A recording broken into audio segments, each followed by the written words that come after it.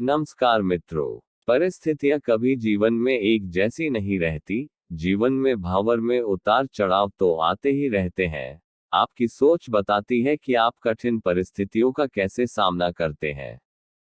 क्या आपके अंदर वो काबिलियत है जो हर परिस्थिति से आपको बाहर निकाल दे। बात बहुत समय पहले की है।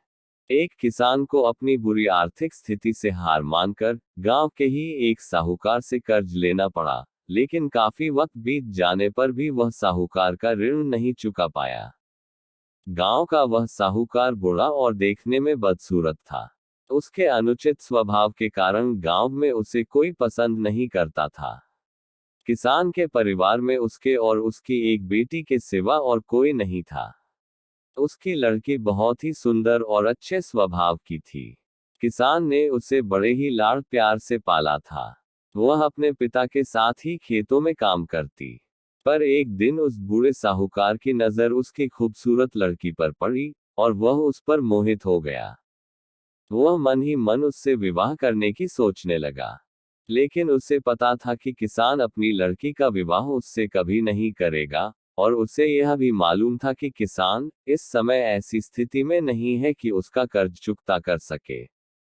इन सारी बातों को मन में रख वह स्वयं ही एक दिन किसान के खेत की ओर जाने वाले रास्ते पर जा पहुंचा। रास्ता छोटे छोटे कंकड़ पत्थरों और रोड़ियों से भरा पड़ा था। वह किसान और उसकी बेटी दोनों वहीं पर थे। उसने किसान से कर्ज के विषय में बात करते हुए उसके सामने एक शर्त रखी। शर्त यह थी कि अगर उसने अपनी लड़की का विवाह उससे कर दिया तो वह उसके सारे ऋण माफ कर देगा, वो भी ब्याज सहित। साहूकार की इस अजीबोगरीब शर्त से किसान और उसकी बेटी भयभीत हो गए। उस धूर्त साहूकार ने आगे सुझाव देते हुए दोनों से कहा कि चिंता करने की कोई बात नहीं। इस शर्त का फैसला न मैं करूंगा न आप। इसे आप अपने भाग्य पर छोड़ दे। इतना कहते हुए उसने अपनी जेब से एक पैसे की खाली पोटली निकाली और उसे दिखाते हुए कहा कि मैं इसमें एक काले रंग का और एक सफेद रंग का कंकड़ रखूंगा।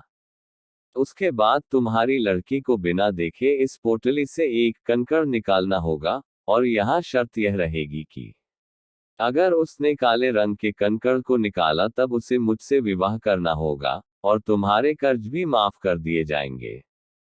अगर तुम्हारी लड़की ने सफेद रंग के कंकड़ को निकाला तो इसे मुझसे विवाह नहीं करना होगा और फिर भी कर्ज माफ कर दिए जाएंगे।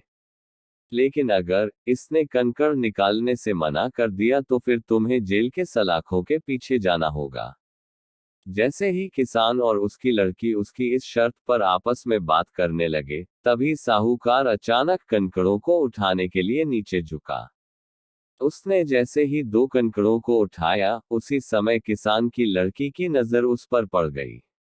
उसने देखा कि साहूकार ने दो काले कंकड़ ही पोटली में रख दिए, जबकि नियम के अनुसार होना यह चाहिए था कि वह एक काले रंग का और दूसरा सफेद रंग का कंकड़ खाली पोटली में रखता।